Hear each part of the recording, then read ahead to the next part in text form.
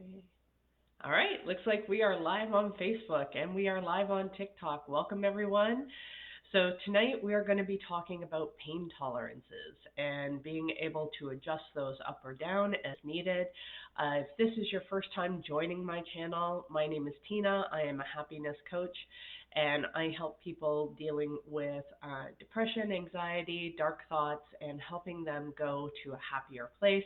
I do this by sharing my experience, strength, and hope, personal experiences that these are tools that I actually use on a daily basis to be able to help myself get back into a happier space. Okay. And of course, happiness is not a static, once you're there, it's a one and done. No, it's an ongoing process and it's a matter of increasing the ability to look for ways to be happy throughout your day. So, today, like I said, we are going to be talking about pain tolerances. And why am I picking this subject? Well, because there's a couple of different types of pain. So we can have physical pain and then which affects your body. So if you're sick, like I've been, and I'm battling COVID, so at least I haven't been as achy, but I have been physically drained a lot more than normal. And so that has been whatever's going on in your body ends up affecting your mindset as well. So understanding that's going to affect your happiness levels, right? Same thing with your mind can also affect your body, right? So the things that we think, the ways that we think, the our ability to adjust or transmute pain can affect whether or not we are able to tolerate a great deal of pain or a small amount of pain. And this can all go into conditioning responses with being able to understand what is it that can help us tolerate a bit more pain, and then understanding how much pain is actually too much, where we need to take our foot off the gas and put our foot on the brake. So understanding this is a really important tool because pain isn't necessarily always a bad thing. Sometimes it can be a really good thing and it can be a huge motivator to get us to move in the right direction. But if there's too much pain, it can also cause us to shut down and freeze. So finding that right equilibrium is going to be really important. And the problem is, hey Oscar, I'm doing well. How are you?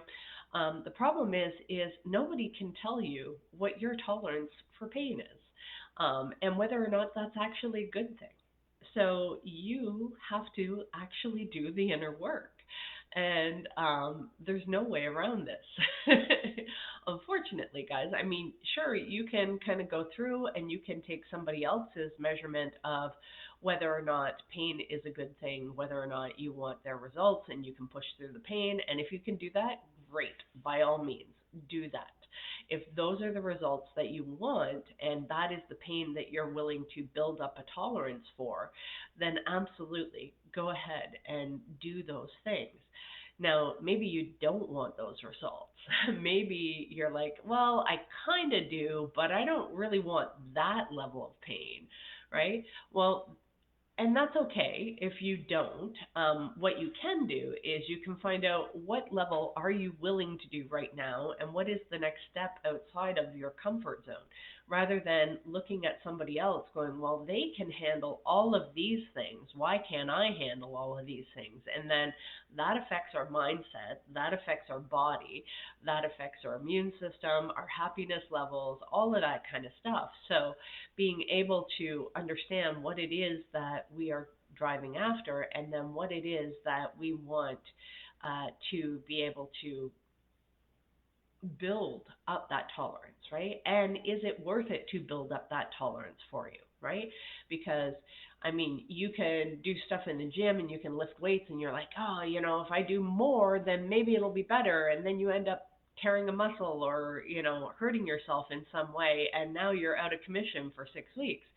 That wasn't necessarily a good idea then, was it? If that was the ultimate goal, to be able to build muscle and get stronger, if it ends up putting you out of commission. So you have to understand, where are your current pain thresholds, and what are your current tolerances. and they adjust depending on circumstances. That could be external environment, it could be your mindset, it could be the people around you, it could be, um, you know, your physical well-being, any of those kind of things um, can really affect you. Lita, I just want to say thank you for tapping the screen and liking the live while you're on here. I really love the energy. Thank you so much. So, how do we build our tolerance for pain? So, sometimes the threat of a greater pain will initiate us into overcoming something that was a bigger fear. So for example, when I first got married back in 2002, my husband did not physically drive at the time. He had a driver's license, but he did not actually drive. And so when we first got married, I was having to pick him up all the time, and I got really bored of doing that quite quickly. And it was always pressure to leave work on time. And so having to go pick him up was a challenge because I was trying to juggle the pain of making sure I did a really good job at the job that I was doing. And I was the higher of the two breadwinners. So we couldn't really threaten my role. And so going to pick him up though was also a challenge of like making sure that I dropped everything because his job, it was easier for him to just get off on time. And mine, there were a lot of last minute things that ended up happening, and there were always fires that needed to be put out. So I had to often stay late. Um, so but I was trying to balance this because I was used to staying late all the time and just doing the thing. So now I had to adjust it because I had a new variable in my life, a new husband that needed to be picked up. And um, a couple of times we tried to get him to take the bus, but by the time he actually took all the connections, because it was like an industrial area that he was in, to get back home, it was like almost a 3 hour um, bus ride, like with all the connections just to get back home. And whereas if he just waited an hour and a half, I could come get him, right? So oftentimes he ended up sitting there waiting, but then that started to make him irritated because he wanted to be at home doing a bunch of other things that he couldn't do because he was sitting there waiting for me. So I thought, okay, we need to get you a car and we need to teach you how to drive so that you can actually drive. And so, um, but he was afraid of doing this because his family was not very strong drivers. His sisters almost died in a car crash when they were really young, teenagers, and he got a phone call saying that they're dead, they're dead. Oh my God, they're all dead, and that was very traumatic for him. So obviously that affected him in his ability to drive. So his pain threshold for wanting to drive compared to that experience was not on equal playing field. So, but being married to me now, I ended up having to give him something to be a little bit more afraid of. And so I told him that he is going to learn how to drive. So we bought a car from um, my brother who worked at a fire hall, and his friend was selling his mother's car. Hey Maya, how are you?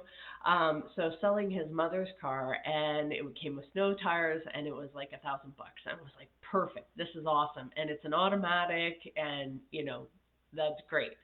So we bought this car, and so I began giving him driving lessons, and so what we would do is I would drive him into work with that car, and I would drop him off, and then I would go to work. And then when I picked him back up, because we weren't in a rush to get into work, I made him actually do the drive home. But before we did this, I also took him to a parking lot, a big, like a GO train station parking lot, a big one. And it was at late at night, like 1 in the morning, nobody's around, nobody can see him. So I removed all of the insecurities, all of the fears and stuff like that, and made him more comfortable so that he could get used to driving the car around the parking lot.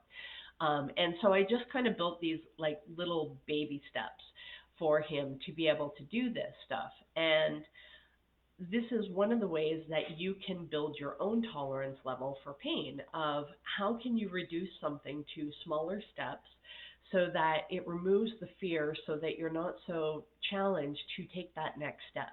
Because if you are avoiding taking that next step, it means that either the pain of wanting to change is not great enough, or maybe the pain is great enough, but you feel like that next step is just too big of a step. And no matter how you slice it, if you feel stuck between this place of, I need to actually change, but I can't make this next friggin' step because I can't do this very next thing, then finding another way to break it down into a smaller chunk so that you can actually take that next step is much more important than just pushing through and saying, oh, I have to do this and I just have to suck it up. And trust me, there's been plenty of times that I've been able to just push myself through and just suck it up.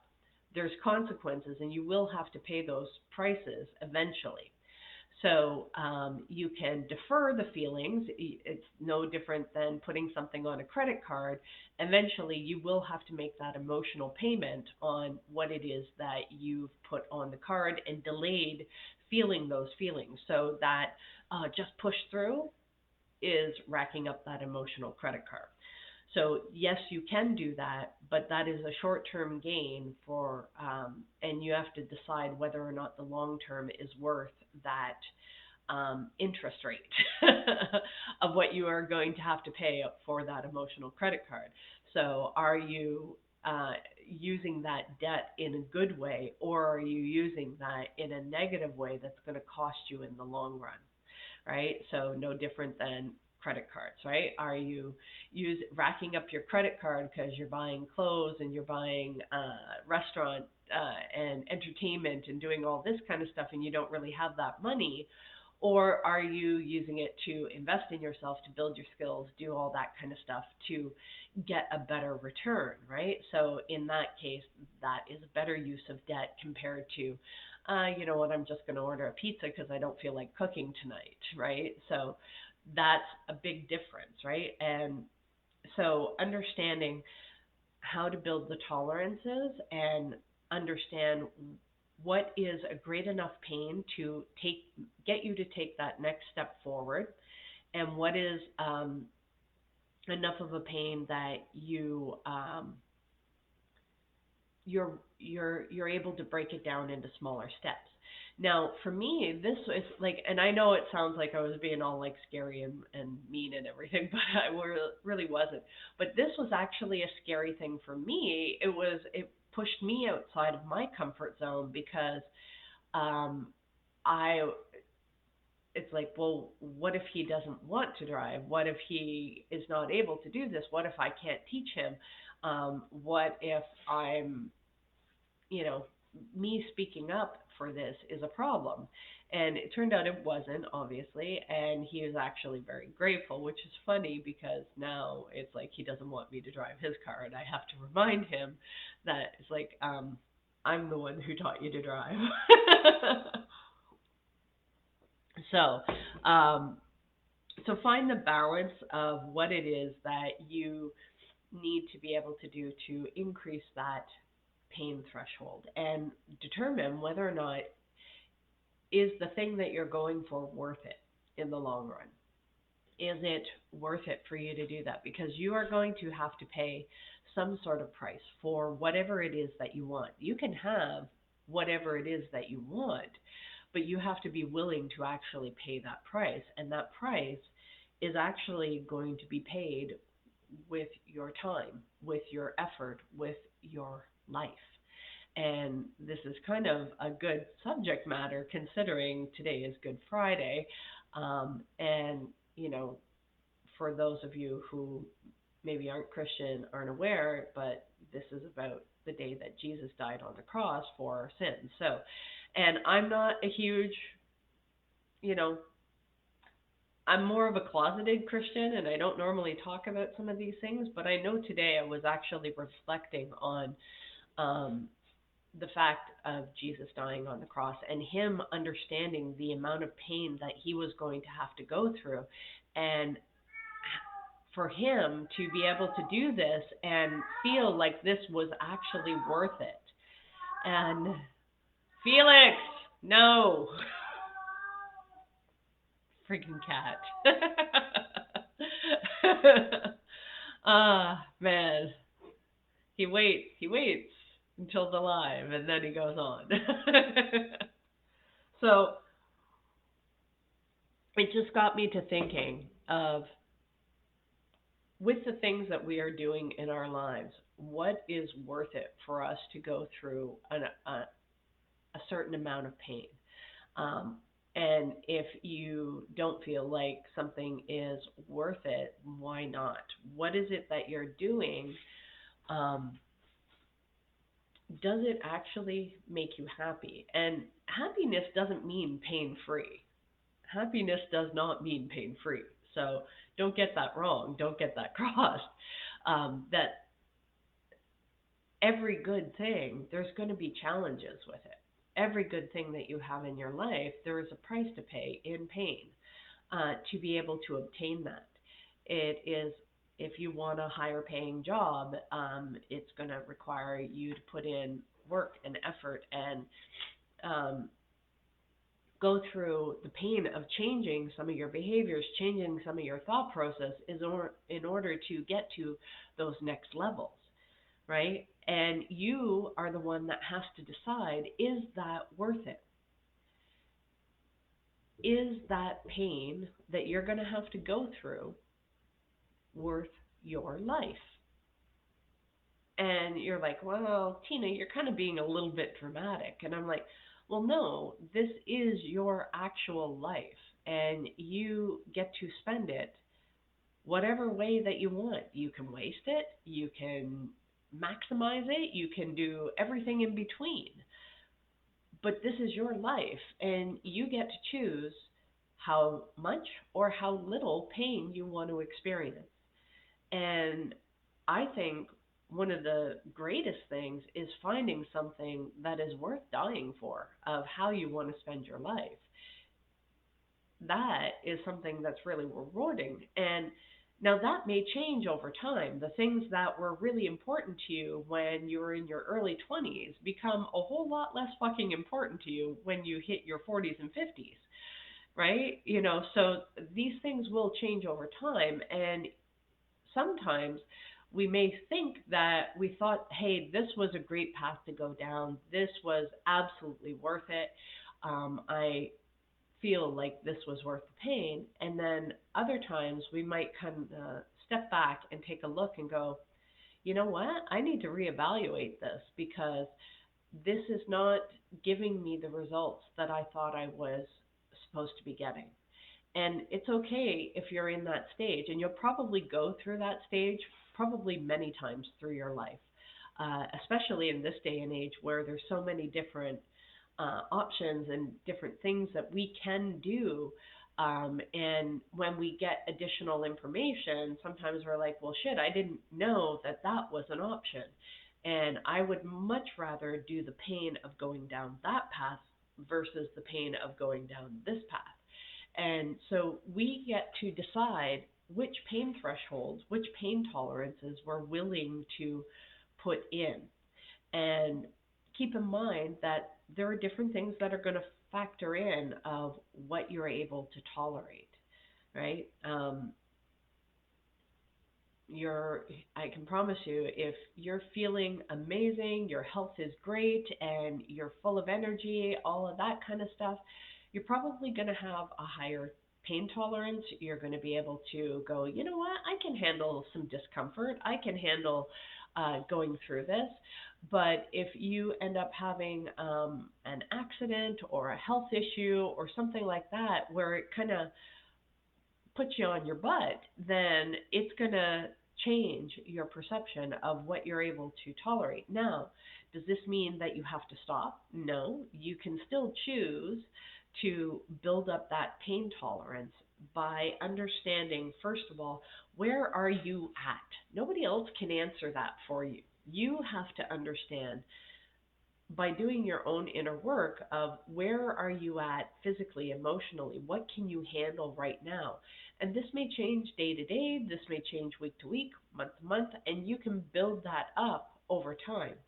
Because the more that you actually stretch yourself, the more that you're able to handle, right? It's just like building muscles. That being said, if you have gotten to a certain point where all you keep doing is hurting yourself, you have to eventually look at, okay, I need to pull back because this is just causing more pain and there's no reward here. That's not a good thing. That's insanity if you keep going down that path. So understanding when to push, when not to push is a big thing of adjusting our pain tolerances. And I find being able to give myself a certain window is important to be able to understand what works for me, and understand that some of the things that I thought were going to be parts of that pain process are usually the things that I worried about are not even close to what the actual pains were. And it's the actual pains that are like, well, shit, this was a whole lot harder than I thought. I wasn't expecting these things to happen. And um, knowing, so you can try to plan, you can try to prepare, you can try to anticipate what the pain is going to be, what the challenges are going to be as you go through this journey.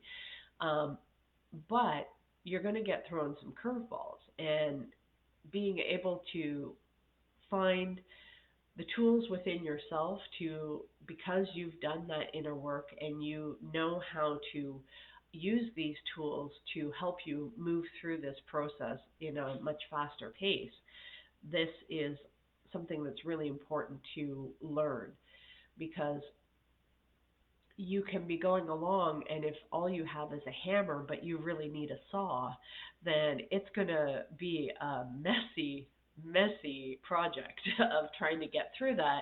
If you're trying to use your hammer as a saw, it's going to tear things up, it's going to cause more problems, all of that kind of stuff. So being able to sometimes take a few steps back so that you can clear that next hurdle is something that's really important for you to learn how to do. Excuse me.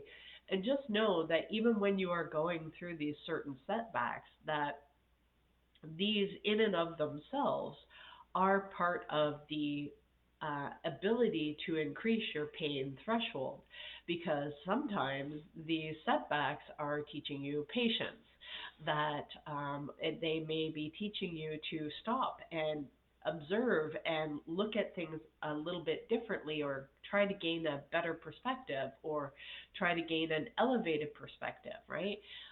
If you think of, if you're sitting at a table, you have one particular perspective. Now, if you go and stand on top of that table, you're going to see things a whole lot differently compared to you sitting at the table. Now, if you go and sit under the table, you're going to have a completely different perspective once again. So we can be going through the exact same experience of being at the table, but it depends on whether you're under the table, sitting at the table, or on top of the table. That's going to change your perspective, and it's going to change your your ability to deal with certain pain tolerances. So, example, if you have a broken leg and you have to crawl under the table, that's going to be a little bit more challenging. It's going to be a little bit more painful. If you're sitting at the table, it's not as much pain. Now, if you have to get up on top of the table, now that might cause you a little bit of concern, because now not only do you have to get up there, you might fall, right? Whereas compared to crawling under the table, that wasn't as bad, right? So there's different variables that factor into this depending on the situation. So learning to build our tolerances is something that's going to be something that we have to adjust ourselves, and knowing what kind of pain that we can handle in this particular time frame, what kind of pain is actually worth it, and whether or not we need to change that or pivot or um, update. But making sure that whatever it is that we are doing it as something that is truly important to us. So this comes into factoring in, why are you doing the things that you're doing? Really understanding that. And maybe it is worth the pain, maybe it is not worth the pain. Maybe you won't find out until after you achieved it that shit, that wasn't worth the pain that I went through for that. Maybe it was. Only you get to decide. And this is where I said, it can be your mind affecting your body or your body affecting your mind. It's kind of, they're circular a little bit. So taking care of our body is important because that gives us a better chance at having a better mindset. Having a better mindset will help us take care of our bodies a lot better. So, when you think of things, so for example, there was a coworker that I worked with. For her, she actually hated working in the office. She really did not like it, but she felt it was really important to her parents for her to be working in the office, and it was a step up, that was an improvement. So she pushed herself really hard, but she was like a fish out of water and trying to teach her to fly, and it was painful for her, and it was really challenging. And I remember she would get so frustrated and she would cry a lot and she was upset, and it was just painful to see her continuing to push in this manner, but it was something that she felt that she needed to do, because she felt the pain that she was going through was worth it to get her parents' approval. And then, unfortunately, uh, she had one parent pass away, and then within a month, the second parent passed away. And that was devastating for her. And she completely lost her identity. She lost her drive to be able to push through and to be able to work in this role, that she was just like, I can't do this, because her whole reason, her whole drive for pushing through the pain got removed. And now that her parents were no longer there, she had to sit with herself and look at what is it that she really wanted to do with her life now that that driving force was removed. And we can do this a lot of times. We think that, oh, well, we're going to do this because, I'm going to push through this pain so that I can get the promotion, and then you don't get the promotion. I'm going to push through this pain so that I can do better for my family, and your family ends up resenting you because you're never around. You're always at work. Or um, so there can be lots of different things that we think it's worth it to push through the pain, and then we look back afterwards, and sometimes we don't get that clarity of vision until it's already passed. So taking time to actually reflect of whether or not this is worth it and why is really important. And I think it's important to reflect fairly frequently, and especially if you have setbacks, because I think a lot of times those setbacks that we have are ways that the universe, God, whatever, is trying to get our attention to say, hey, you need to actually look at this. You need to look, is this the right direction? And in the end, if you analyze it and you come out going, you know what, I am going to continue doing this because I can't envision anything else.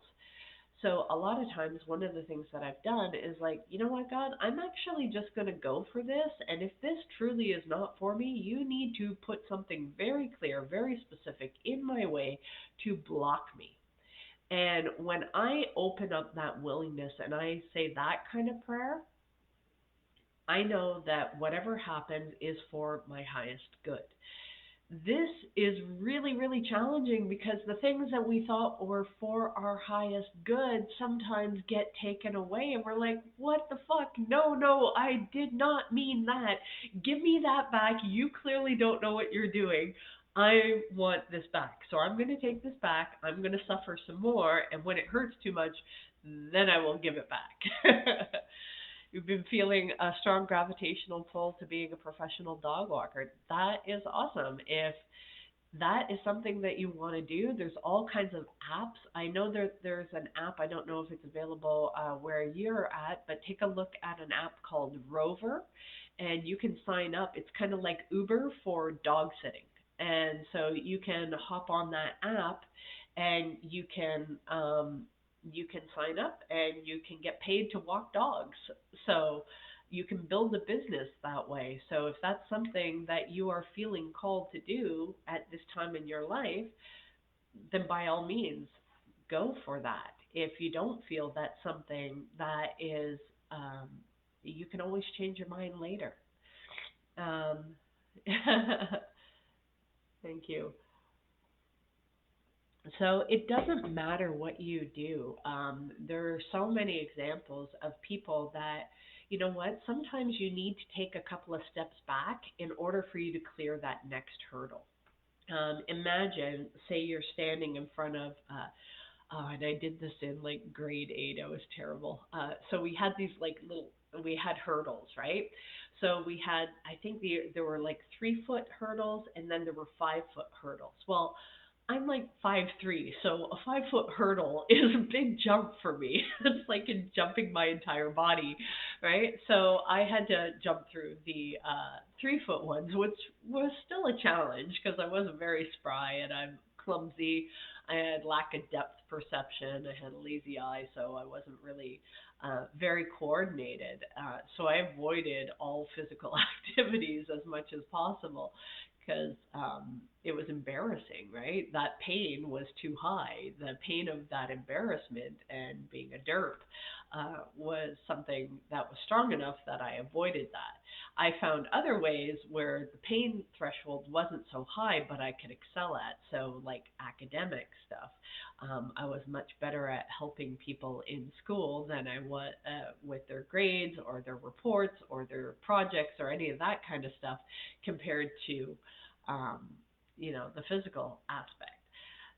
So anyway, I had to go through and I had to jump over these hurdles. Now, if you stand right in front of the hurdle and try to do a straight jump over it, that's much harder compared to if you just take, 5, 10 steps back and now you run towards it, you can clear that hurdle much easier. So keep that in mind, even if you're doing something that causes you to take some steps back. Just know that uh,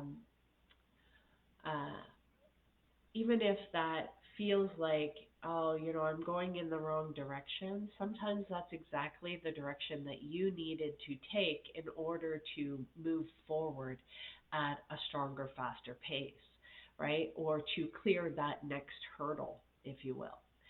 So, and just know that here's another piece of dealing with pain tolerances. Sometimes we believe that things have to be really painful in order for them to be worth it. And for us to take a few steps back and question, does this actually have to be so hard? Do I actually have to suffer so much to get this reward?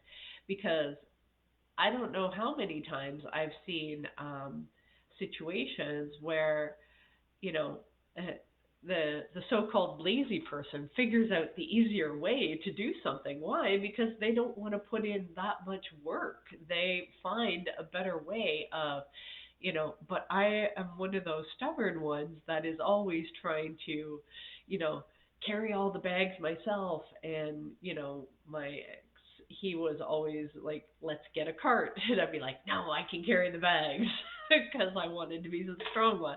And so that's putting yourself through unnecessary pain and understanding, are you putting yourself through unnecessary pain? That is some that's a challenge in and of itself. And starting to take a few steps back to look at that and go, is there actually an easier way? Is there a way that I can do this where I can be happier? I can be, it's not so much effort. Is there a better way? Right? And so a lot of times I would do things like, because I do like those challenges, I do like those problems. When I was in a business environment, I would get thrown on these challenging desks, and I like to figure out what the processes were, and I would work on them and work on them until I got to a streamlined systematic process that was easy to follow, that I could pull somebody in off of the street, somebody from a completely different department that didn't know anything, and then I would plop them down in the seat, and I would say, okay, these are the steps, follow them as they're written, and let me know if you have any challenges. So I would always test my processes as well to be able to understand, are they actually effective? Is this actually better? And then sometimes the way that I thought it was written was very clear and concise, but somebody coming from a different perspective may see it in a completely different way, and they would interpret the same instructions through a different lens, and they would do something completely wonky. So I would have to go in and fine tune and adjust and kind of go. And I would also have to find out, it's like, okay, what made you go that way instead of this way? And without a blame or belittling them or anything else like that, I had to really understand what was the perspective. Like, I needed to understand where they were coming from so that I could adjust and communicate to them in a way that would direct them in the right path, in a way that made sense to them. So communication oftentimes is learning how to communicate in a way that the other person understands. So it requires a high degree of flexibility. And if you do not learn to communicate in a way that somebody else can understand, then you're going to experience a great deal of pain. They're going to experience a great deal of pain as well, because um, what's going to happen is they're going to feel like you don't actually understand them. You're going to feel frustrated, and you're just going to say the same thing the same way. And I've seen many people do this where they repeat the instructions, but now instead of changing anything about it, they just repeat it louder.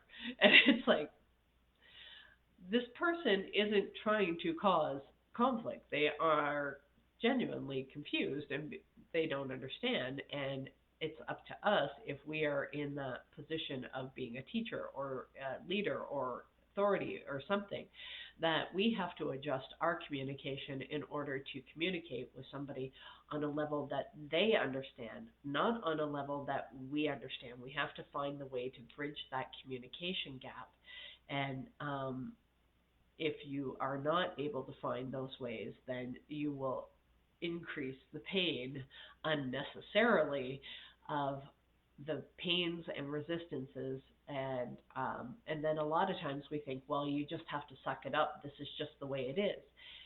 And I want you to actually question, is it really?